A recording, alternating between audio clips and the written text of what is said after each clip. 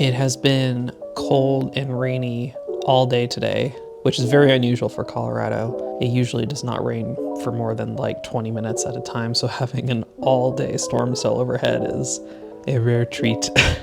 It feels very folly and spooky. I am slowly becoming more powerful.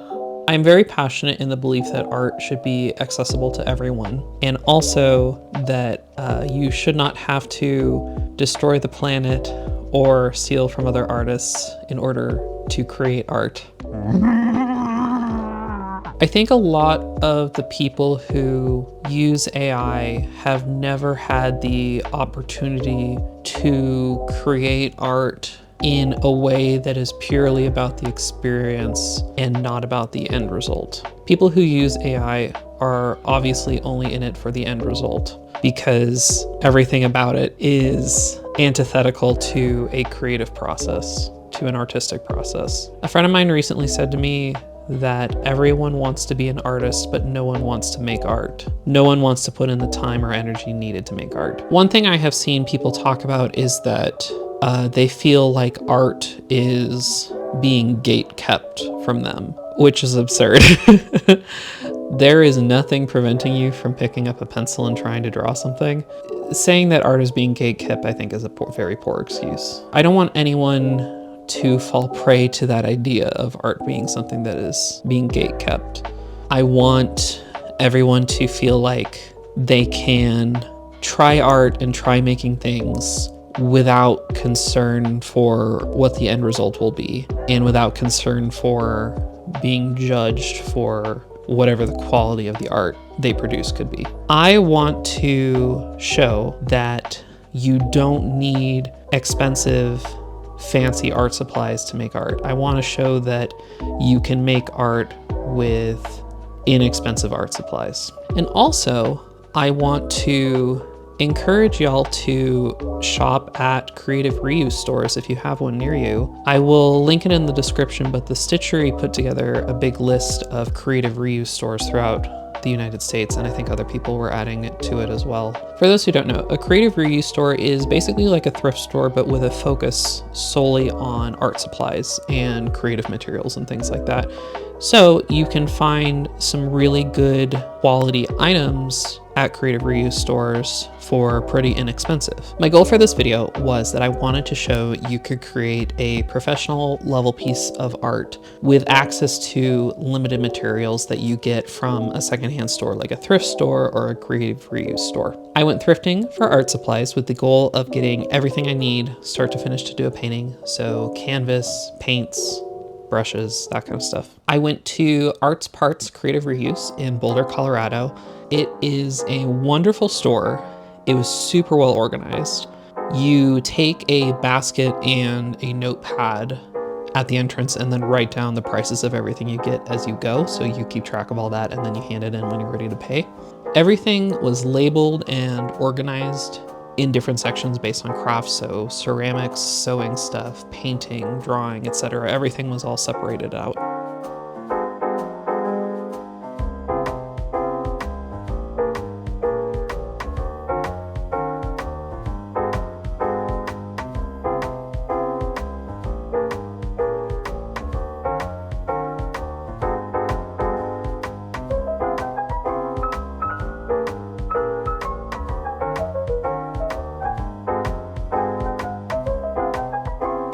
There were all kinds of weird little trinkets to find. There were tons of fabric and notions and sewing supplies, paint, canvases, stuff for stained glass, jewelry making, drawing.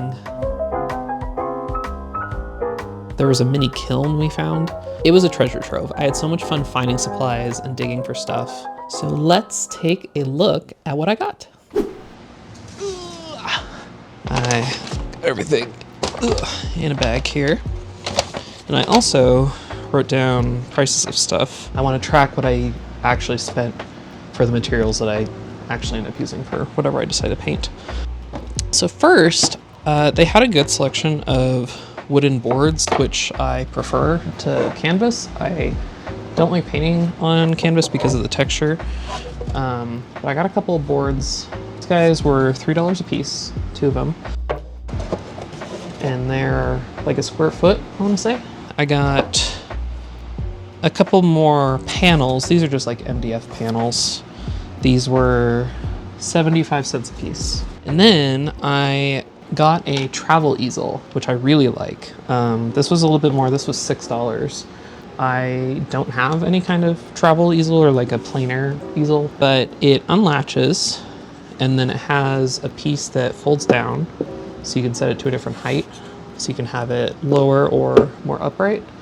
And then it has a drawer that you can pull out for storing paint and supplies and things like that in it.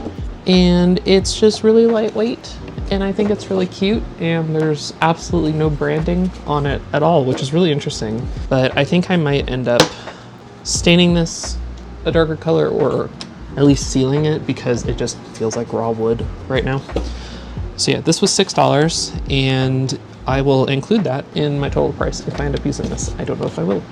I did get a grab bag of fabric, mostly like quilting stuff, but I'm not painting with any of that. So it was like a gallon Ziploc that I filled with remnants for $1. I did also buy these vintage Genome fabric shears. These were 15. I also got some little canvas guys. Let's see. So these three are 50 cents a piece. These are like 4x6 or 5x7, something like that. I'm probably going to use one of these, I think, for my painting. And these are just canvas board. I think that's a canvas board. These two, one of these is gesso board. I don't know what this other one is. And then I got these tiny little square canvases. These guys might also have been 50 cents a piece. So maybe these were 10 cents a piece. I don't know. These are cheap. I think they're really cute. I'll figure out something fun to do with those, maybe with paint pens, acrylic paint pens or something. I also got a Taylor Tam. That's nothing too exciting. That was $7. Then actual paint and things. My goal was to try to get all of the materials I would need to do a painting. So paint, brushes, canvas, essentially. I didn't find any kind of like a palette to mix on. So I'm either going to use some kind of palette that I already have, or I might just use like some cardboard, because my goal with this was to show that you don't have to spend a lot of money to make art. So I got a white, a purple, and a pink. These are just craft paint. These were all $1 a piece, these three. They had a big old tube of yellow. This was $2. These all feel full or close to full, by the way. The one like nice paint I found was this acrylic.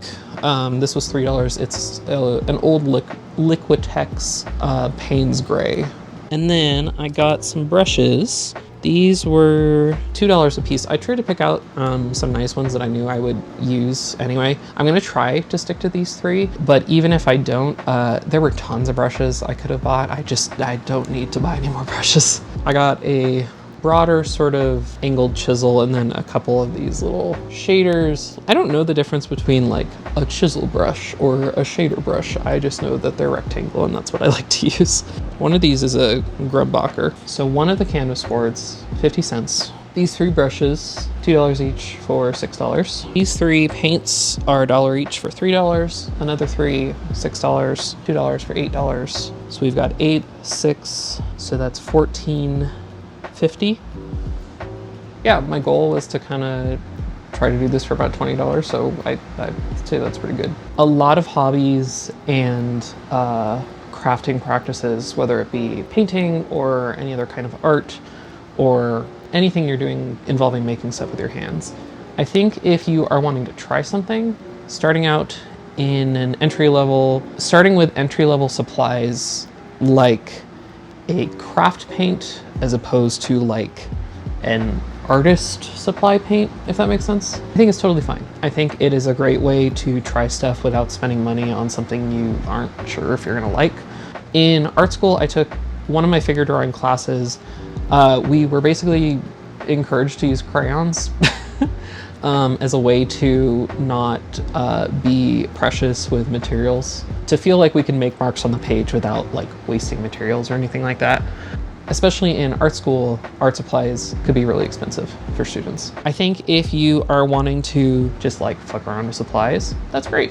I think if you want to try thrifting stuff, that's also great. In my opinion, as someone who considers themselves a professional artist because it's my career and I make money from it, the benefit to using higher end supplies, typically, if you're spending more money, you're going to get a better quality art supply. That is not always the case. There are plenty of dupes of higher end supplies that I think work just as well.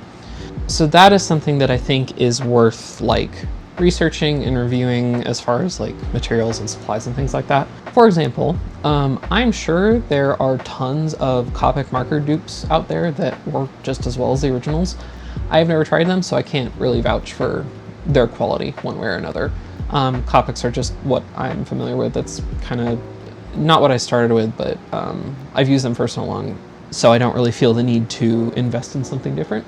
Second part of using higher end art supplies that I think a lot of other artists will agree with is quality in terms of an archival sense. The one sort of problem, in my opinion, with cheaper art supplies is that the art you make with them will not necessarily last very long. I think if you use cheap art supplies and you have a way to preserve your artwork in an archival sense with the goal of selling your artwork, I think it's totally fine. I think that if you want to use cheap art supplies and you're just trying out a medium or messing around in a sketchbook for yourself, perfect. That's like exactly what you should be doing. Throughout my art career, I would get to a point where I felt limited by the medium I was using. And to me, that is a sign of either like needing to change a medium or potentially upgrading a medium. If you are, let's say, trying craft paint and you're frustrated that you can't create art to the quality that you feel like you could, one thing that might help you is improving your materials to something a little more high-end. Obviously, that's not the case for everyone. That is just something I experienced in my own art. My personal example was I started using Prismacolor markers and eventually reached a point where I wanted to try a brush marker, so I switched to Copics. Those were the only real brush pens on the market at the time, like alcohol brush markers that you could blend really easily, because Prismacolors just had a fine tip and like a chisel tip in the markers. So that's my personal example of wanting to upgrade my materials. All that being said, use whatever art supplies you want. Use whatever makes you happy. Use what you feel like you can afford and use what speaks to you in terms of what you want your art to look like. I think I've talked enough. Let's go figure out what we're painting.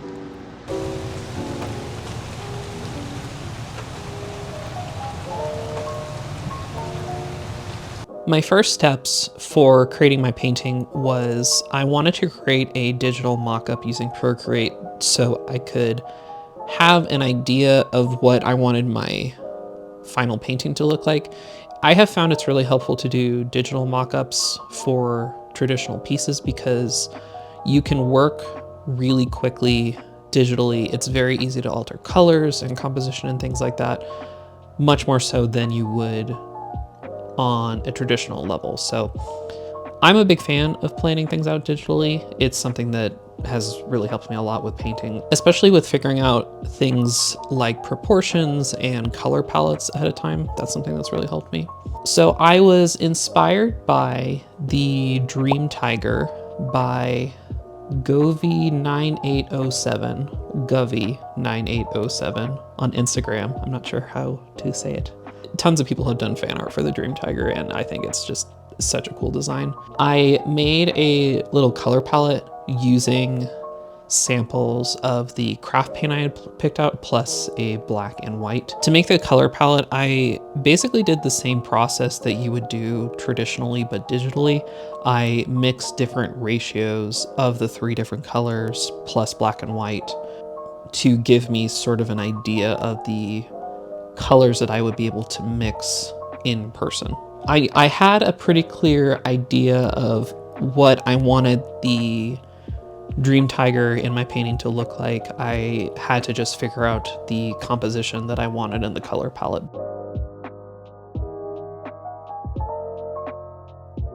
So once I finished sketching out a thumbnail for my reference, I printed out a hard copy to refer back to while I was painting.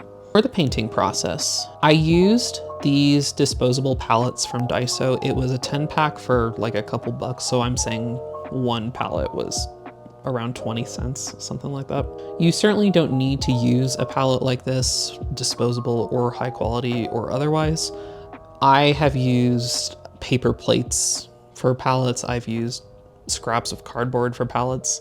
You really just need a flat surface you can mix paint on. It doesn't have to be that fancy, honestly. One thing I did discover with the craft paint, and this is kind of just something that is the downside of buying supplies secondhand, is you don't know how old a lot of art supplies will be.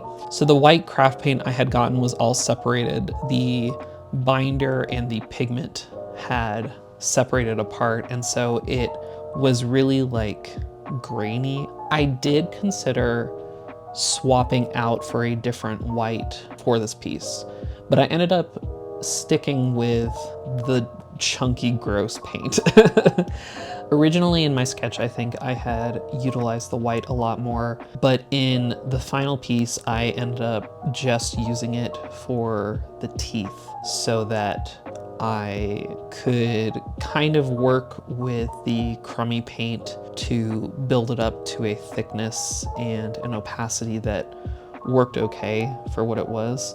This is kind of one of those things that I had talked about with finding that your materials will be limiting you before your skills will be limiting you. Something that craft paint is prone to doing is separating like this, especially when it gets old. Most of the paint I use is acrylic, and in my experience, using something higher end doesn't really get separated and crumbly like that. Once I got the yellow base done for the background, I started just carving in the overall shape of the Dream Tiger. I was kind of just eyeballing this, and I end up correcting it a few different times. I use the big flat angled rectangular brush for most of my painting, even though it is a relatively small canvas. I have found I really prefer painting with a flat angled sharp brush. For me, it has a lot of versatility for how I use it, because I can use it to create really thin lines and use the point for little tiny details, and then I can put big blocks of color down really quickly, and it works really well for my process. For a long time, I did not enjoy painting traditionally, and I realized it was the brushes I was using that I didn't care for. I didn't like any kind of round brush, especially. Once I started using flat brushes, I had a lot of things click for me that I just hadn't been able to figure out previously. If you're trying a medium like acrylic or another different type of painting and you're finding that it's not quite clicking for you, one thing that might be worth trying is, rather than increasing the quality of the materials you're using, you might just need slightly different materials. So for me, the two big things that helped me figure out painting and my painting technique and my painting style was switching from a rough canvas to a smoother surface like a painting board or a piece of wood or a gesso board that's been sanded really finely, plus switching from round brushes to sharp flat brushes. Those two things really gave me a lot more confidence in my painting. It really helped me feel like I could focus on just improving my painting technique and not have to worry that I was doing something wrong, I guess, or something incorrectly, or that something felt incorrect even. I think as artists especially, regardless of the type of art you're making, whether it's 2D or 3D, I think that the overall process of making art is extremely tactile. And I think figuring out what you are naturally drawn to in terms of that tactile kind of comfort, I think can be a very useful tool for figuring out what supplies work well for your art style and what mediums work well for your art style. I finished blocking out some basic shapes after going over with the washed out purple and then the pinker magenta color. I started going in with the black to get more of a defined outline, and this outline is pretty thick looking right now. It doesn't end up being the final outline by any means. I've kind of said this before with some of my digital sketching videos that I tend to work in a way that I start with really big blocky shapes and slowly work my way down to smaller final details. And I do that in pretty much every step of my process, including thumbnails, including sketches, line art, filling in color, as well as all of the steps that go into painting traditionally as well. I think something that also has helped me with the difference of working digitally versus working traditionally is that, and also the difference of something that is focused on line art versus something that is focused on shapes and color and edges, is to think about the process of drawing or painting as a way of carving more than anything. It helps you get into that mindset of starting with big shapes and then slowly working your way down into smaller details, rather than trying to get teeny little details in that would just potentially get messed up were you to go back and work on bigger shapes instead. I think having that fairly straightforward process of working big to small, from simplified to detailed, is one of the most effective things you can learn with making art. I mixed up this orange color and I end up changing it a few different times throughout the painting process to figure out the exact level of saturation and contrast that I wanted between the different shades, especially between the orange and the purple, since those are the main colors the tiger ends up being. In the original thumbnail that I did digitally with Procreate, the tiger ended up being a lot more of like a pinkish, reddish, orange color, and the final he ends up leaning a bit more towards the yellow side, I'd say. And a lot of this was just because the difference in colors from the digital mock-up to the final traditional painting was really just based on the limitations I had as far as picking out the colors to start digitally were in no way going to be 100% accurate to what they actually looked like in real life on a canvas. I could do my best to approximate them, but really the thumbnail and the digital mock-up was just a guideline for me that I could use to act as a starting point.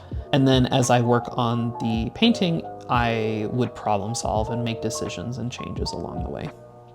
When I was starting to figure out the teeth and try out that white, I was realizing just how chunky and grainy the paint had become, and I really had to kind of think about how I wanted to handle it. And initially, my plan was, well, I'll just do them yellow for now instead of the white, and I can affect the contrast between the teeth and the rest of the painting as I need to, and go from there. So you'll see they remain yellow for a while before I'm able to properly build up the white a bit better.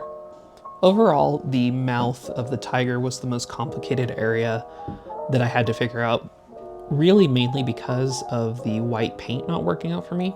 I ended up doing several layers of all of the different colors really to figure out how I wanted to solve that problem, and I knew what I wanted for the shape of the teeth. I was able to block those out with that thicker, darker black line, and from there I could carve out the outline of the teeth even more so by using the magenta color, which would then translate into the mouth and the tongue of the tiger. Eventually, I end up going and changing the outline of the tongue even more because I wanted a very stylized, strong silhouette of the tiger, regardless of how realistic or not it looked. I wanted it to be that kind of weird, nightmarish, uncanny silhouette. I ended up doing a lot more blending to figure out what kind of orange I wanted for the tiger, And the final result is a real hodgepodge, and I like how it turned out a lot. The color palette overall ended up very much like a sunset, which I really liked a lot. And I mostly used the saturation levels of the orange to better show the form of the tiger, and I really like how he turned out. I like weird, uncanny creatures and beasts like this. They're a lot of fun to paint. I alternate a lot between working on the tiger and carving out the outline of him a lot more. It's partly that I like to bounce around while I work on things. I don't like to focus on one area for too long because I'm prone to overworking one area and then not giving enough focus to other areas. I bounce around to let areas dry on the painting while I work on other spots, so that by the time I'm ready to go back to the initial area, it's been dry and I can work on it better. I ended up blending a lot more black into the stripes of the tiger than I originally planned. My thumbnail, I actually had it quite a lot lighter, but based on the contrast of the orange, I felt it looked a lot better with a much darker shade. I build up the teeth color a lot more. I ended up putting a lot more of the pink and the yellow on as a solid base to help make the white appear more opaque, and it worked a lot better my kind of second go around with the white here. I couldn't really brush on the white paint the way I had with the rest of the colors, just because it was so gritty and grainy and separated, but I could work with it by applying it in thin layers that I kind of patted onto the canvas with the brush, rather than trying to just like do big strokes or swipe or blend. And that certainly is not an ideal way to paint, but because this self-imposed challenge was to use these inexpensive art supplies, I really wanted to find a way to make it work for me, and that was my solution. I am mixing up some more of the orange. I went back and forth on carving out the orange parts of the tiger versus the stripes on him. It was a challenging balance to figure out. The original Dream Tiger, the stripes are more kind of ribbony looking. I liked the idea of them also being like drippy ink splotches as well, and that was more of the composition that I was going for. Doing the purple stripes here is the perfect example for me of why I love these sharp, flat brushes. I can get such unique shapes and angles just by altering the way I'm holding the brush or moving it across the canvas. It is a very, very useful tool for me. I really like that I can utilize one singular brush for all of the different brush strokes and shapes and details and not have to constantly be switching between lots of different brushes. It's certainly not a perfect method, and I am still practicing. To me, there's a reason that art is called a practice. You're constantly practicing and trying to improve. I want to be honest with how I document my own process, in that, well, yes, I am a professional artist and I do make a living making art. I am constantly wanting to improve my skills and techniques, and I think that there's always something to learn to improve your skill and to better yourself as an artist. Painting the eyes, I was very reminiscent of Derpy Tiger from K-pop Demon Hunters. That was also something I was thinking about when wanting to decide on a subject matter for this painting. I didn't want to just paint the Derpy Tiger again. I wanted to do something different, but I still very much had tigers on the brain, as you can see. I really like that I can use that big angled brush for smaller details like the dark black around the eye and then the outlines of the teeth, and blending in the different little stripe drippy parts of the tiger. Another way that I really like using this flat angle brush is to use the very tip of it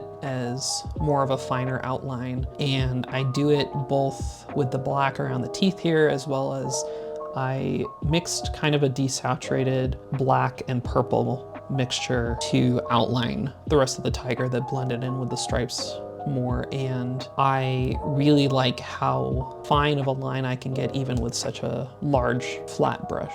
So even though I bought 3 different brushes for this project, I really did, 80–90% of the painting with this big flat brush because I was able to get so many different angles and methods out of it. The way I painted the tiger's eyes here, I really wanted to get that gradient of the yellow to magenta to make it look kind of weird and bloodshot and otherworldly.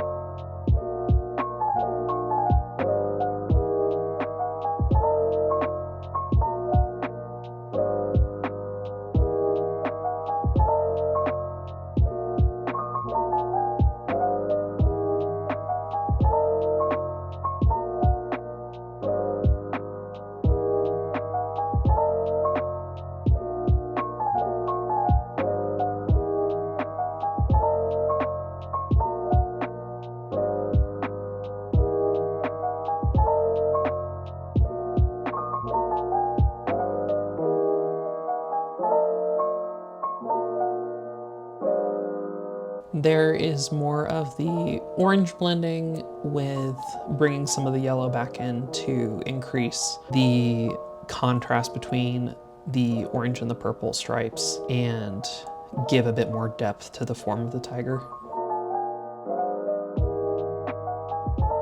Again, a lot of this is just figuring out the balance between all of the different shapes and marks on the canvas. Once I figured out what the final shape of everything was with the outline of the tiger and the stripes, I go in a few places with one of the smaller brushes I bought just because I can get more paint concentrated into a smaller area. I went over that on areas where I extended the lines too far out into the yellow or that I just wanted extra coverage of the paint to make it a little more opaque. The final part of the painting was mostly me sharpening the edge between the orange and the stripes on the tiger to make them a lot more graphic and stand out. Here near the end, I am going over the orange with a slightly more reddish hue. This is closer to what I had originally had in mind for the digital thumbnail that I had done. I wanted more of this pinky kind of orange, and I kind of liked it, but it was definitely too much for the entirety, which is why I ended up going in and blending more of that yellow tone back. I also wanted to utilize the bristles of the brush to get a unique sort of mark making when I incorporated that yellow back in, and I really like it. It reminds me of the JC Leyendecker textures that I just adore, and it has sort of a fur-like quality that works really well for the tiger. Finally, I went over the orange with a bit more of that magenta without any yellow mixed into it to further blend the different shades of orange that I was putting down. I did one final coat of the white on the teeth just to get them as opaque and as smooth as I possibly could, even with the grittiness of the pigment separating. And the final step was to sign the painting. I used that little tip of the flat brush again because that's something I'm comfortable with doing. I had thought about using a different brush for this or even a paint pen, but again, I wanted to stick to my goal of only utilizing the materials I had purchased for this purpose. I did a couple little touch-ups on my signature because it's difficult to get it in one go, I have found, and signing your name with a brush this big is a little bit awkward if you're not accustomed to it. And that is the final painting, and with that, it is time for the reveal.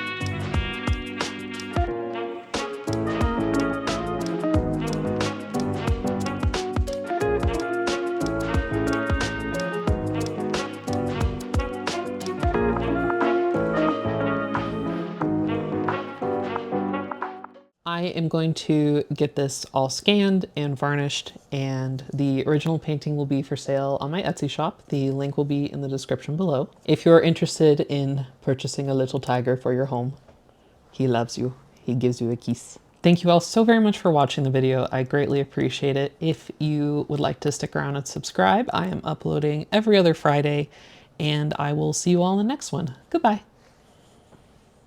I gotta get up now. Okay. Ugh. Tell you what, you hit your 30s and your bones fully just stop functioning. I wasn't even 30. I think I hit like probably like 26, maybe 25 even, and I was like, I'm done. Like just throw me in the pit. Bury my bones. I'm returning to dust.